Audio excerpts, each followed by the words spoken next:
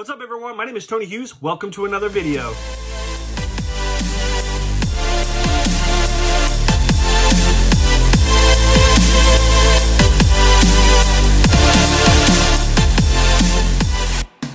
Today we're going to be talking about good news, and we're focusing on Jesus. Why? Because he's awesome. We're using the Bible, this is a historical account, to give us wisdom and insight. This thing is loaded with practical wisdom, insight, how to build your life, how to point you in the right direction.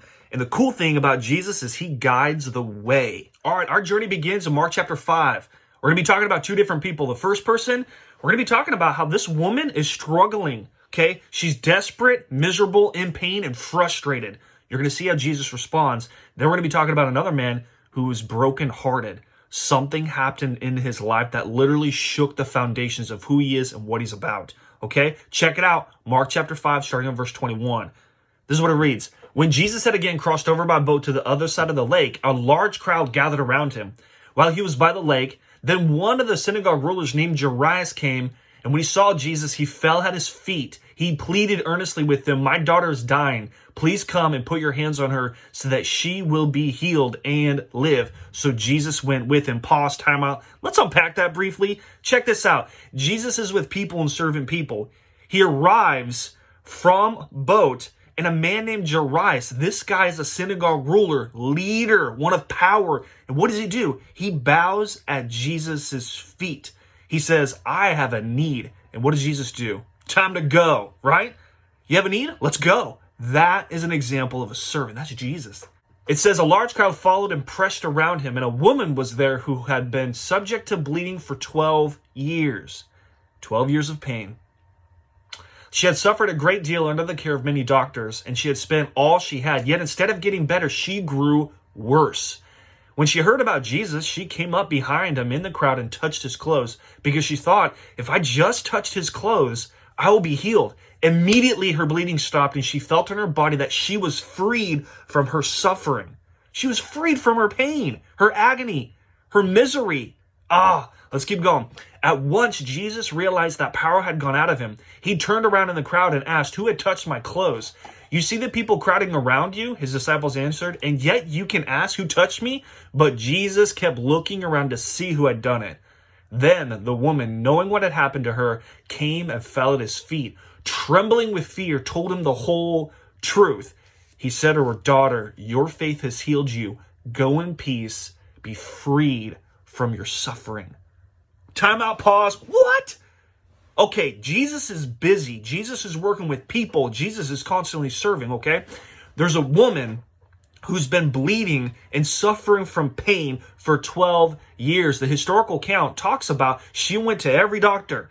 She spent all of her money, and she was not cured from her disease, not cured from her pain. So she thought to herself, what do I have to lose, right? So she goes to Jesus in faith and saying, I know he's capable of doing phenomenal things. So she thought to herself, I have nothing else. Literally nothing else that she can do, nothing else that she can pursue. She's already talked to everyone, every doctor, every professional, and she thought to herself, what do I have to lose? So she goes to Jesus, and because of her faith, her life is transformed. The question is this: what can man do with this woman? In this context, absolutely nothing. She tried. They couldn't help her. But what did Jesus just do? It says he freed her from her captivity. That is good news. Did you hear it? He freed her from her pain, her misery, her desperation, her struggle, her hurt. That is good news. That's why we talk about him. That's why I follow him, because he's awesome. Let's keep going. Check it out. It says, while Jesus was still speaking, some people came from the house of Jairus, the synagogue ruler. They said, your daughter is dead. Why bother your teacher anymore? Heart broken. This father's heart had to have just been shattered because his little girl died. Notice what Jesus does. Overhearing what they said, Jesus told him, don't be afraid, just believe. He did not let anyone follow him except Peter, James, and John, the brother of James. When they came to the home of the synagogue ruler, Jesus saw a commotion with people crying and wailing loudly. He went in and said to them, why is all this commotion and wailing? The child is not dead, but asleep. But they laughed at him. You're crazy, Jesus, right? Let's keep going.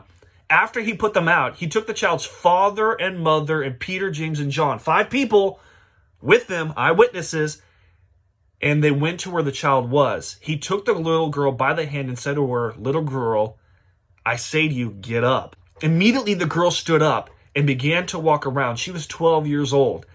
At this, they were completely astonished. He gave strict orders not to let anyone know about this and told them to give her something to eat. Pause, time out. What just happened?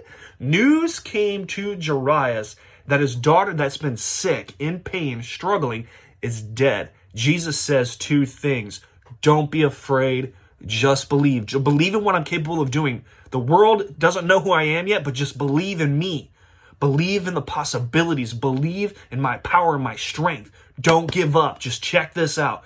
He shows up to the house and he literally resurrects this daughter from the dead. Okay, this is crazy. Matthew talks about it. Mark talks about it. Luke, John talks about Jesus doing phenomenal miracles like this.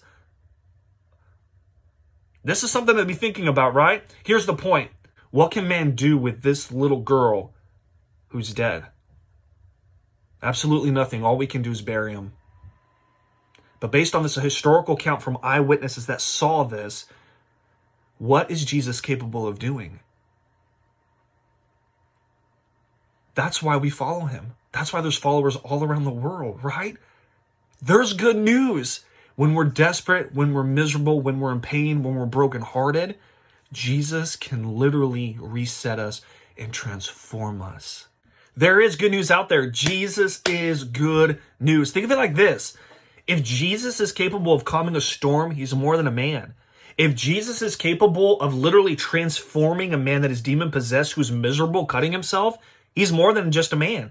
If Jesus is capable of healing a woman that is desperately in pain and bleeding for 12 years, no doctors can help her, he has to be more than a man.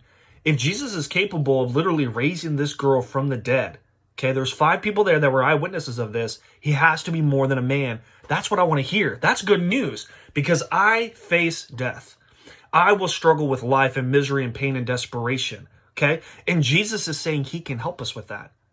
That is phenomenal. That's what I want to hear. That's what the world needs to hear, right? So this is your challenge. This is what I want you to be thinking about. Jesus is awesome. Jesus is so cool. Jesus, if you were to interview him, he is servant. He's constantly pouring into people. He's constantly helping people because he loves people. He loves the world. He values people. So this is what I want you to be thinking about. Think about going on a journey with him.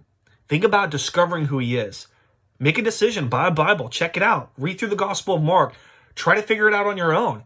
But all I want to say is this. When we invest in God and we look to Jesus, good things happen. I hope you guys are encouraged. Hope you guys are doing well. Looking forward to connecting with you again.